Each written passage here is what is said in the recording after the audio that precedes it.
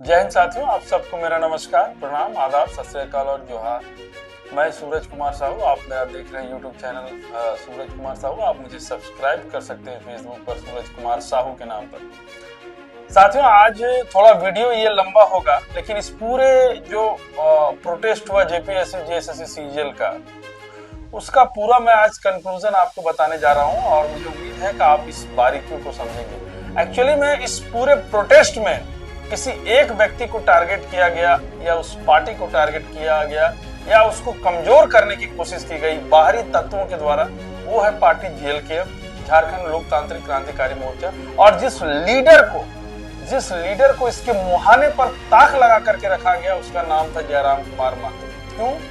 क्योंकि देखिए, ये जो जेपीएससी जेएसएससी सीजीएल जो आप प्रोटेस्ट देख रहे हैं, इसके जो सूत्रधार है आदरणीय केंद्रीय अध्यक्ष टाइगर जयराम महतो है। उन्होंने देवेंद्र नाथ महतो को कहा कि आप इसमें अगुवाई करिए। छात्र पूरे रोष में है, क्योंकि रोष में इसलिए क्योंकि इसमें जो सबसे अधिक छले गए हैं वो झारखंडी छात्र हैं। तो बापू वाटिका से देवेंद्र नाथ महतो ने पहले इस पूरे प्रोटेस्ट की पटकथा लिखी और देवेंद्र नाथ महतो के अगुवाई में जेएलकेएम और जितने भी छात्र थे, उस समय भी बहुत छात्र थे, ये कार्यक्रम शुरुआत किया गया ताकि लोगों के सामने इसको उजागर किया जाए और राज्य सरकार के सामने इसको मजबूती से रखा जाए। इसका मतलब है कि thought is the seeds of success. जो सोच होता है वो सफलता का बीज होता है। सोचने वाले सूत्रधार कौन? जयराम कुमार महतो, माय माटी का बेटा। उसके बाद देवेंद्र नाथ महतो ने इसको रूप देने का काम किया। उसके बाद कुछ दिनों तक बापू वाटिका में चला। उसके बाद भूख हड़ताल की घोषणा हुई। भूख हड़ताल की घोषणा हुई, तब तक छात्रों का तांता लग चुका था। सब लोग यहाँ पर आए, लेकिन उसके साथ साथ छात्रों का हुजूम के साथ साथ कोचिंग संस्थान के लोग भी आए, चाहे वो पोदार जी हो, चाहे वो कुणाल जी हो और अन्य जितने भी टीचर थे। बहुत सारे टीचर थे, मैं उनका नाम, उन लोगों का भी आभार कि यहाँ पर लोग आए। लेकिन ये जो आंदोलन है वो चला ठीक रास्ते से था, लेकिन देखिए गड़बड़ियां कहाँ हुई। देखिए, नए नए छात्र हैं, नए नए लोग हैं, सब ऊर्जावान लोग हैं और लोगों को उत्तेजना में कुछ ना कुछ बोलना होता है और मंच हर किसी को चाहिए होता है। और माफ करिएगा, मुझे ये बोलना पड़ रहा है कि झारखंड के राजनीति में और छात्र में ये जो मंच है, लोगों को कई बार ले डूबेगा। बहुत बार ये होता है कि बहुत सारे टैलेंटेड छात्र होते हैं जो आपसे अच्छा बोल सकते हैं, लेकिन आपको स्टेज के नीचे से सुन रहे होते हैं, क्योंकि उनमें धैर्य होता है। लेकिन ये जो पूरे प्रोटेस्ट का जो बिखराव है, ये शुरू हुआ मात्र एक छोटे से मंच के लिए। मंच मतलब मैं माइक में बोल रहा हूँ, लोग मुझे बोले सुने, क्योंकि वायरल होने का शौक आजकल सबको है। उसमें कुछ तथाकथित टीचर, हमारे पार्टी के भी कुछ लीडर थे, उसमें कोई डाउट नहीं है, कुछ छात्र भी थे। इस मसले को बहुत साधारण तरीके से सुलझाया जा सकता था, लेकिन लोगों ने इसको हवा दिया। क्या हवा दिया? कि जेएलकेएम एक पार्टी है और पार्टी को डायरेक्टली हम लोग इस प्रोटेस्ट में एक्सेप्ट नहीं करेंगे। ये हवा देने का काम किसने किया? ये बाहरी तंत्रों ने काम किया। दरअसल इसकी पटकथा लिखी जा चुकी थी इसी प्रोटेस्ट के दौरान कि कुछ भी हो जाए, जयराम महतो और उसकी पार्टी को इसका तवज्जो नहीं देना है, क्योंकि अगर इसका तवज्जो जयराम महतो की पार्टी को मिलेगा तो वैसे भी माय माटी की लड़ाई में अभी जयराम महतो सबसे आगे। और अगर विपक्ष में कोई इकलौता नेता है या विधायक है जो बोल रहा है या पब्लिक डोमेन पर बातों को रख रहा है, वो जयराम महतो। और अगर इतने बड़े प्रोटेस्ट में उनको हीरो बनाया गया तो झारखंड की पटकथा बदली जा सकती है, इवन की सरकार भी बदला जा सकता है। इसलिए उसी मंच की लड़ाई में इन लोगों ने पटकथा लिख दी और तुरंत आनन फानन में छात्रों को उकसाया गया कि नहीं, क्षेत्रीय पार्टी हो या कोई पॉलिटिकल पार्टी हो, उसको हम लोग इस प्रोटेस्ट में एक्सेप्ट नहीं करेंगे। अरे भाई, तो जब देवेंद्र नाथ महतो ने इस आंदोलन की शुरुआत की थी तो क्या कहा था कि जेएलकेएम इसका शुरुआत कर रहा है। बापू वाटिका में एक झंडा आप लोग देखे थे, हम लोग भी गए थे। ये छात्रों के नाम पर, पूरे झारखंडियों के नाम पर यह आंदोलन का आह्वान था। लेकिन एक छोटे से मंच की चाहत ने लोगों के भीतर रोष पैदा किया और उसी रोष का असामाजिक तत्व के हैं या वैसी ताकतें जो बाहरी ताकतें थी, जो नहीं चाहती थी कि किसी भी हाल में जेएलकेएम मजबूत हो, किसी भी हाल में जेएलकेएम मजबूत हो। इसलिए उन्होंने क्या कहा कि मंच अलग करिए।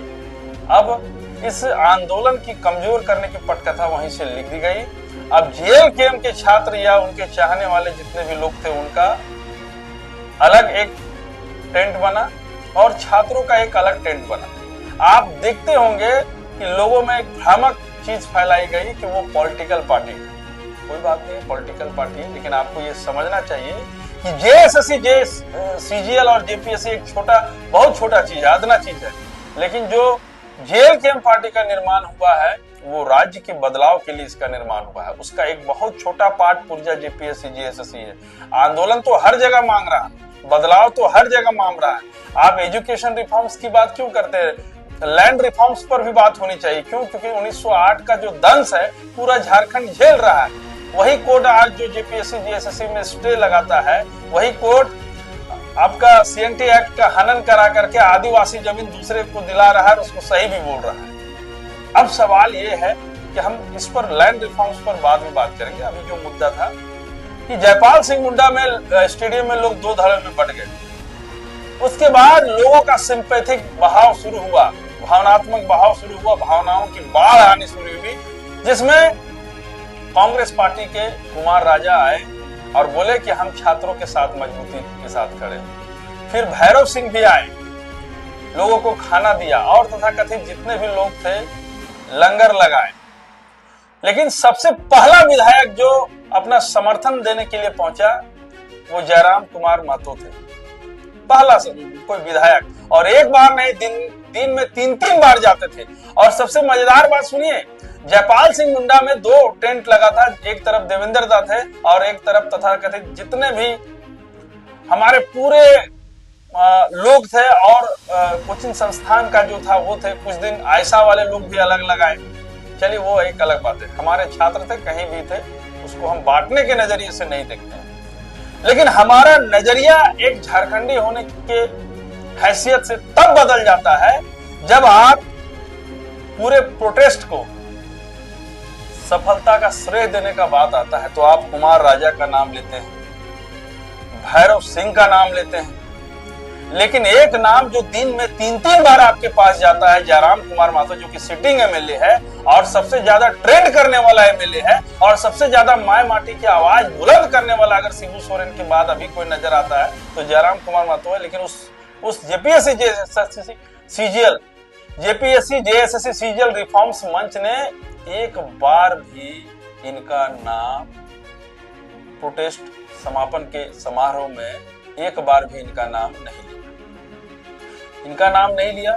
साथ ही साथ और लोगों का भी नाम नहीं लिया। जबकि इस पूरे प्रोटेस्ट की मानसिक तौर पर, वैचारिक तौर पर कोई अगर नींव रखने वाले थे तो वो जयराम दा थे। उन्होंने देवेंद्र दा को कहा कि आप इस पर आगे बढ़िए, क्योंकि वो भाई चेयरपर्सन है तो किन्हीं न किन्हीं को तो बोलेंगे वो। अब मान के चलिए हजारीबाग है तो आज हमको बोल सकते हैं, या कहीं कुछ और है तो और किसी को बोल सकते हैं। तो उन्होंने कहा बापू वाटिका से इसका शुरुआत हुआ। लेकिन इस रिफॉर्म्स मंच ने एक बार भी ये उचित नहीं समझा कि किसी भी हाल में जयराम कुमार महतो का नाम लेना है।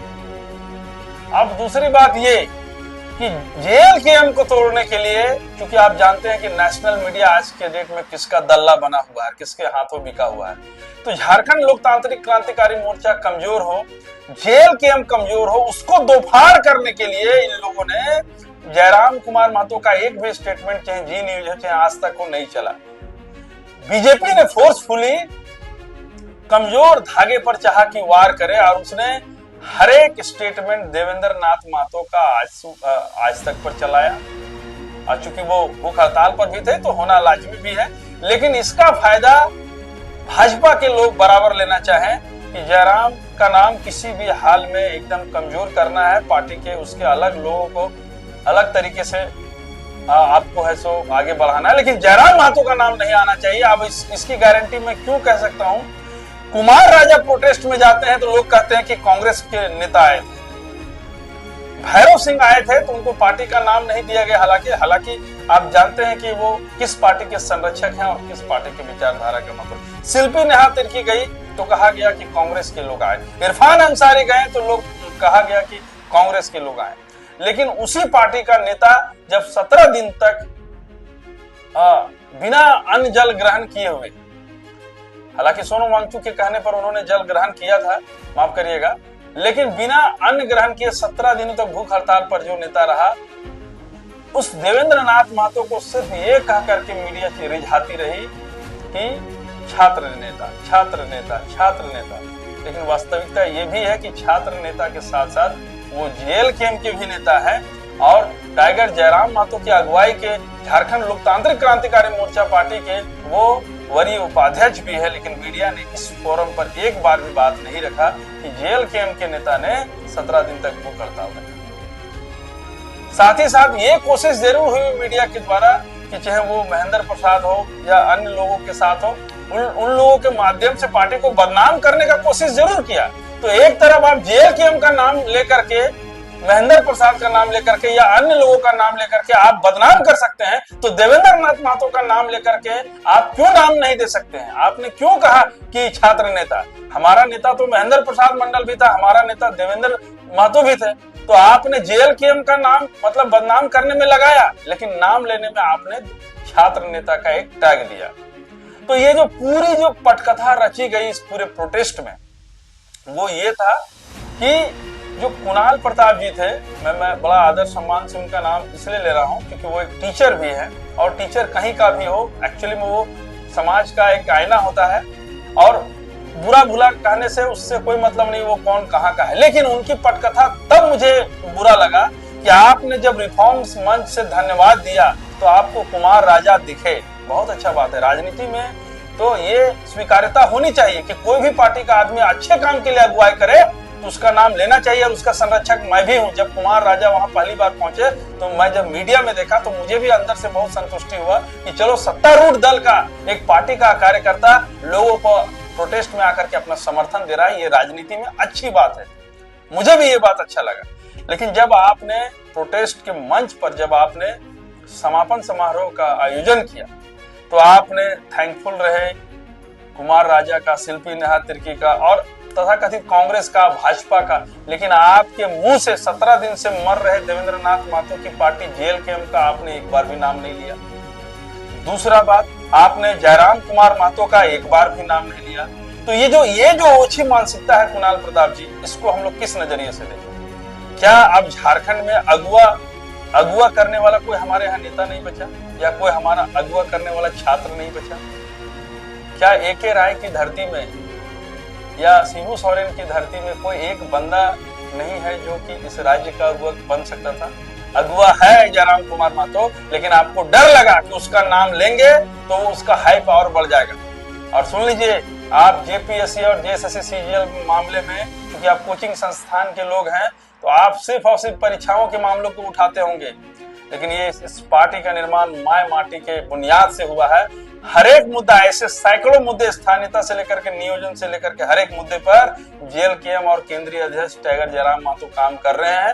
आपके ये बोलने से और आपके धन्यवाद नहीं देने से ये ना पार्टी कमजोर होगी, ना यहाँ के लोगों की विचारधारा कमजोर होगी, ना लोग उनके प्रति जो विश्वास और प्यार उनका कभी भी कम नहीं होने जा रहा है। लेकिन इस रिफॉर्म्स मंच ने अपना जो दोहरा चेहरा है वो दिखाने का काम किया है, और इससे हम लोग बहुत आहत हैं। और आज पूछना चाहते हैं उसी कुणाल प्रताप से कि कल आपको भी लाठी पड़ा है, पुलिस आपको भी मारी है, लेकिन आपके साथ साथ जेएलकेएम के कार्यकर्ता भी लाठी मार खाए हैं। हजारीबाग में ऐसे दर्जनों छात्र हैं जिनका उंगली टूटा है, हाथ टूटा है, सब कुछ टूटा है, लेकिन आप एक भी भाजपा और एक भी कांग्रेस का, जो जेपीएससी जेएसएससी रिफॉर्म्स मंच ने जिसको धन्यवाद दिया, एक भी भाजपा का कार्यकर्ता का हाथ टूटा हो, पैर टूटा हो? आप बताइए कुणाल प्रताप जी, आप बताइए कोचिंग संस्थान के अगुवा लोग, कि जब जेएलकेएम आपके साथ प्रोटेस्ट में खड़ा रहा, कल लाठी खाने में खड़ा रहा, तो आपने जेएलकेएम का धन्यवाद नहीं बोला, आपने जयराम महतो का धन्यवाद नहीं बोला, बीजेपी का धन्यवाद कहा, कांग्रेस का धन्यवाद कहा, सबका धन्यवाद कहा। तो उन नेताओं से पूछना चाहते हैं कि कल लाठी खाने में कितनी लाठियां आपके ऊपर बरसी? बहुत बहुत धन्यवाद। जोहार।